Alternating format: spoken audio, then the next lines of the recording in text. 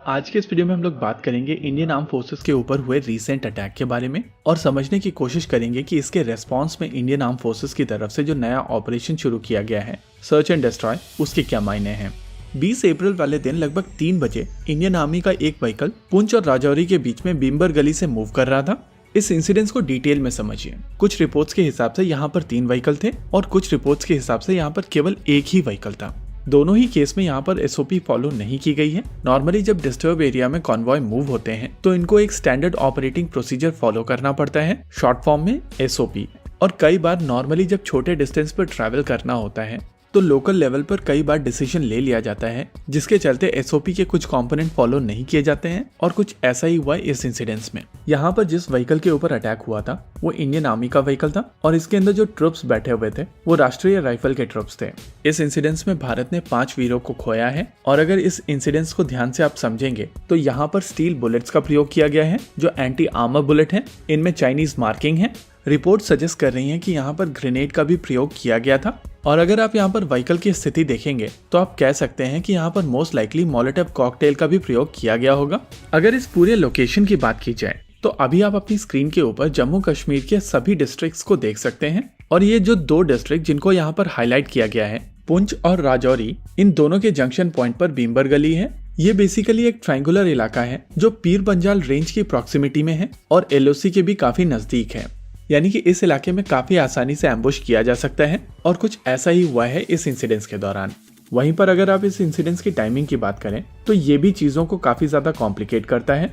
यहाँ पर हम लोग बात करेंगे 3 न्यूज बिट्स के बारे में जिनका एसोसिएशन समझना जरूरी है। कुछ दिनों पहले होम मिनिस्टर अमित शाह अरुणाचल गए थे जिसको लेकर चाइना काफी ज्यादा नाराज हुआ था। आने वाले समय में G20 के कई इवेंट्स अरुणाचल में होने वाले हैं जिसको लेकर भी चाइना काफी ज्यादा नाराज है। तीसरा इवेंट है बिलावल भुट्टो का भारत आना। एससीओ की मीटिंग के लिए बिलावल भुट्टो भारत आने वाले हैं और ये भी एक इम्पोर्टेंट इवेंट है। देखिए, अगर आप इस पूरे इंसिडेंस को देखेंगे तो इस पूरे इंसिडेंस के साथ में पूरी तरीके से पाकिस्तान जुड़ा हुआ है। इस हमले की जिम्मेदारी ली है PAFF ने। PAFF यानी कि people's anti fascist front basically Jaish e Mohammed का प्रॉक्सी ग्रुप है और ये अटैक इसका पहला अटैक नहीं है। इससे पहले भी वो 4 अटैक भारत के ऊपर कर चुका है। 3 जून 2021 को इन लोगों ने बीजेपी के एक लीडर राकेश पंडिता को मारा था। 11 अगस्त 2021 को इन लोगों ने इंडियन आर्मी के ऊपर अटैक किया था जहां पर भारत ने 4 सोल्जर्स खोए थे। फिर 11 अक्टूबर 2021 को वापस से इंडियन आर्मी के ऊपर अटैक किया गया था जहां पर इंडियन आर्मी ने 9 सोल्जर्स खोए थे। 3 अक्टूबर 2022 को director general of prison Hemant Lohia को मार दिया गया था और इसकी रेस्पॉन्सिबिलिटी भी PAFF ने क्लेम की थी। ओवरऑल PAFF के माध्यम से जैश ए मोहम्मद भारत में अटैक्स करा रहा है और ये रिसेंट अटैक जैश ए मोहम्मद का 5वां अटैक है भारत के ऊपर।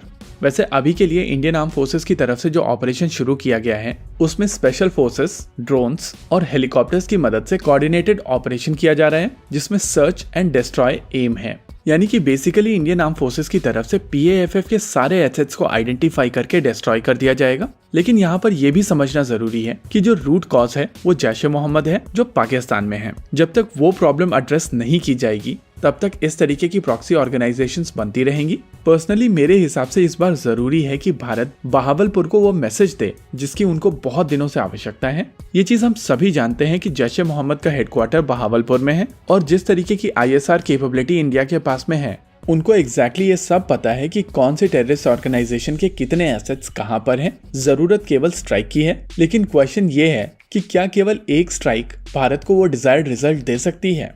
इसी के साथ आज के इस वीडियो में रखते हैं केवल इतना ही। वीडियो को अंत तक देखने के लिए धन्यवाद। देखते रहिए कॉन्फ्लिक्ट एक्स। जय हिंद।